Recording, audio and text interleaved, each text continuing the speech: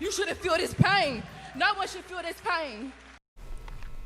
You know, you could hear the anguish and frustration in just about every word. George Floyd's family poured their hearts out today while demanding justice for what they call an act of hate that took his life. Thanks for joining us. I'm Chris Lawrence. Family, friends, and supporters look back on George Floyd's life. They described him as kind and supportive, but far from perfect. It said the death of this average man will in some ways change the world. Deshara Parker is down in Houston. She's been covering this story every step of the way. Deshara?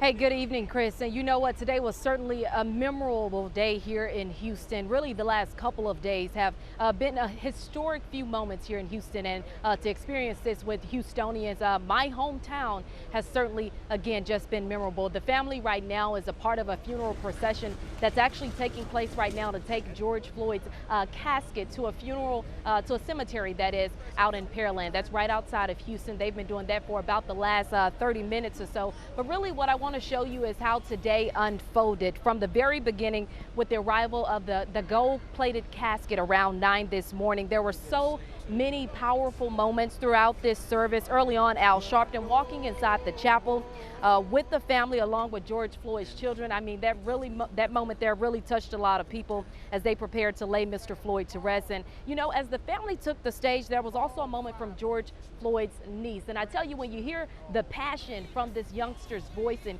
hear what she had to say about her uncle, it really took my breath away. Take a listen. And I can breathe. Long as I'm breathing, justice will be served for Perry.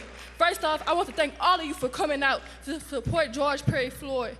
My uncle was a father, brother, uncle, and a cousin to many. Spiritually grounded, an activist. He always moved people with his words. Their officer showed no remorse while watching my uncle's soul leave his body. He begged and pleaded many times just for you to get up, but you just pushed harder. Why must this system be corrupt and broken?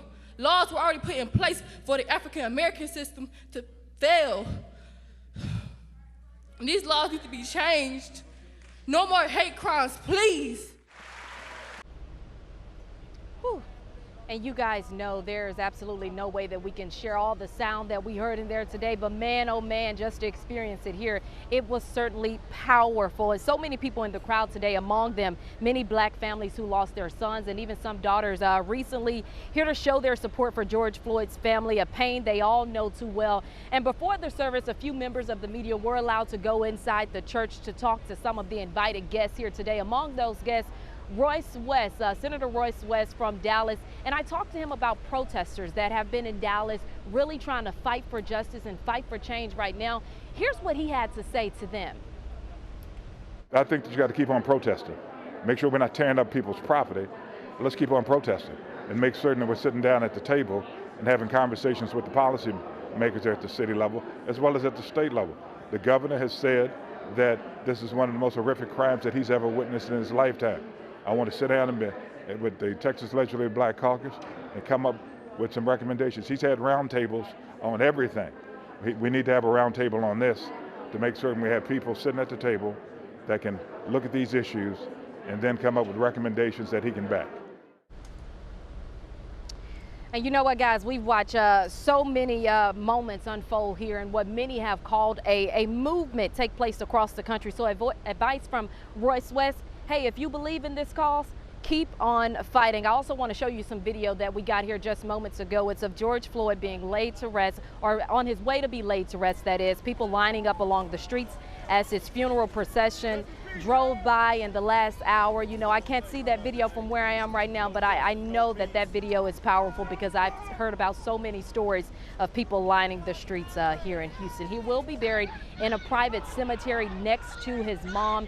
And if you guys have seen that video, you know in the video some of his last words were calling out to his deceased mom, as well as him yelling, "I can't breathe," and "I can't breathe" really has turned into a movement. So again, many people out here today showing their support for George Floyd in Houston at this church here, Fountain of Praise, and of course across the country. And Chris, while Mr. Floyd is being laid to rest today, there's no doubt that we're going to continue to hear his name.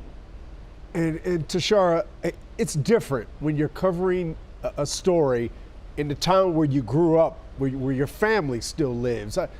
How has it been for you being down there in Houston and seeing what's happening there? Wow, you know what? It's been a range of emotions, Chris. I went out to 3rd Ward where Mr. George Floyd actually grew up, and he actually lived rather before he moved out to Minnesota, and really just to talk to some of the people in that community, and not just talk to them for a soundbite and get a news story, none of that, just really talking to them and hearing how they feel, you know. And I had people drive by that knew me in Houston, and so to see how those individuals are feeling and to feel their pain and to be here for this moment, it really meant a lot. And people have been asking me how I'm doing for the last couple of days, and Chris, I'll be honest with you, it's really just a range of emotions. I'm a professional, so I try to keep it together as much as I can, but it's certainly been a range of emotions here, raw emotions that I've been going through over the last couple of days, feeling what a lot of folks here in Houston have felt, especially in the 3rd Ward community where Mr. George Floyd grew up. So I appreciate you asking, but we're still trying to get it all together right now. I'll send it back to you. Oh, well, I think we've been blessed to have you down there and to have your context and your just the passion that you have brought to this story. Go see your family, get a hug. You got to get a hug before you come back up here and go to work, Deshaun.